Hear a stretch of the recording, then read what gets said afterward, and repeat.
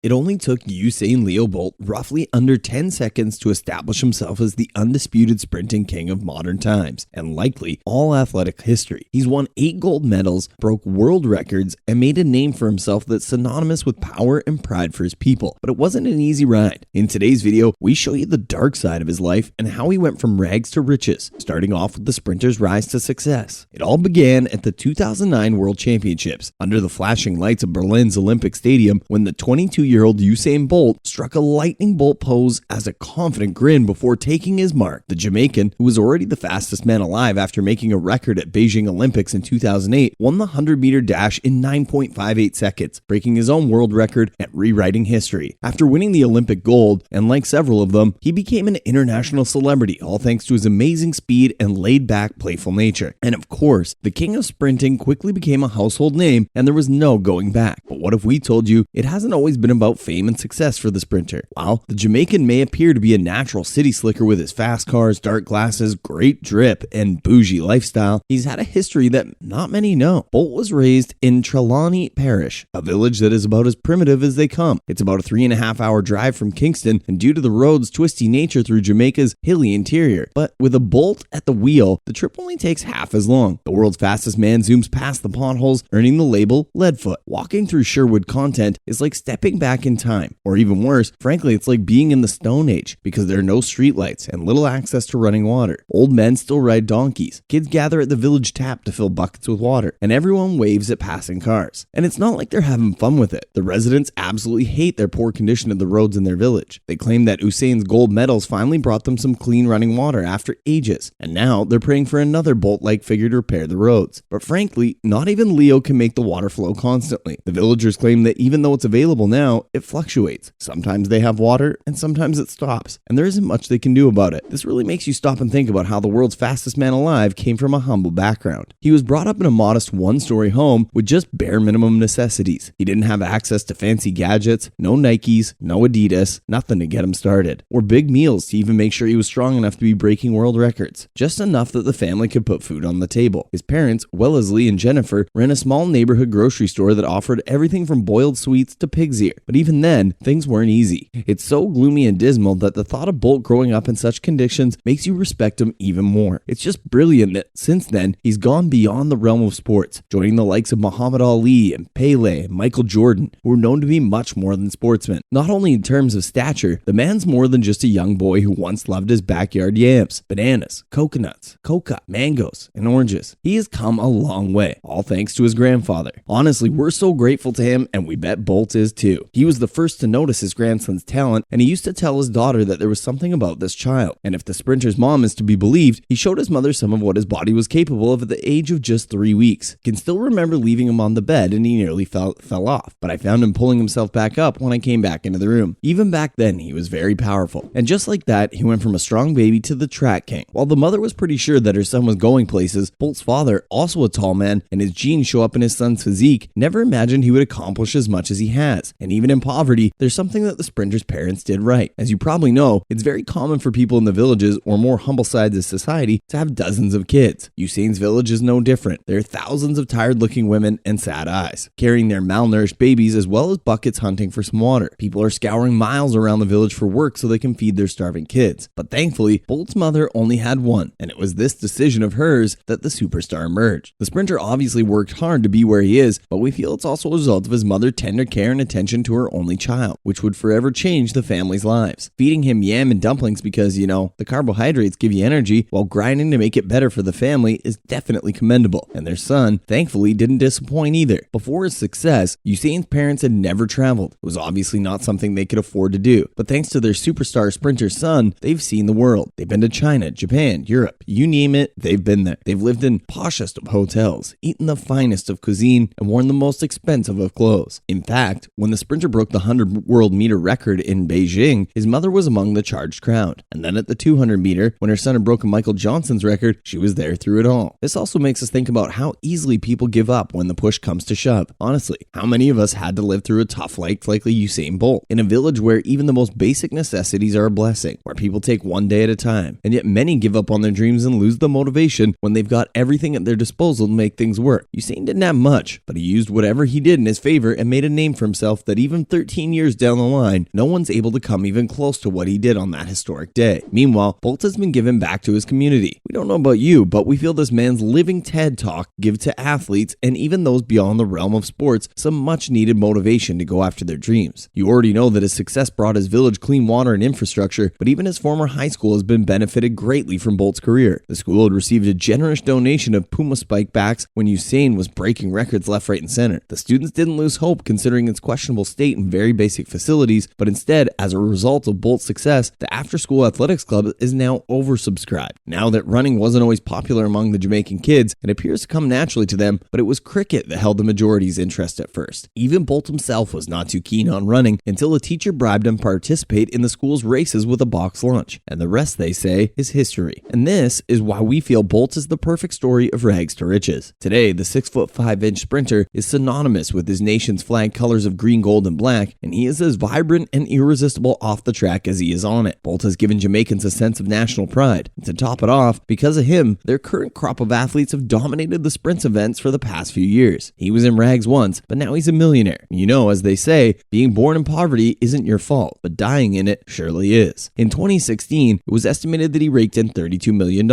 After the August 2017 World Championships, he gave up running and is now a marketing Goliath with more than a dozen sponsors. You'd think once a sportsman retires, the money stops flowing, but deals have typically continued even long after retirement for Bolt. His largest contract with Puma paid him more than $10 million in 2017. In 2018, the sprinter opened his third track and record spot in Jamaica, and he's also got a contract in place for 10 to 15 restaurants in the United Kingdom. Fast forward to 2022, and his net worth has doubled and tripled, bringing him to a massive total of $90 million. Clearly, the Trailblazer didn't let his dark past take over, and with dedication and hard work, he's changed his life for good, and probably the next couple generations as well. And that, kids, is how you work hard for your dreams, and the dough will come. That's a wrap for this video. What do you think of Usain Bolt's success story? Comment below and let us know. Don't forget to give this video a thumbs up and subscribe to our channel for more videos. Thanks for watching, and we'll see you in the next one.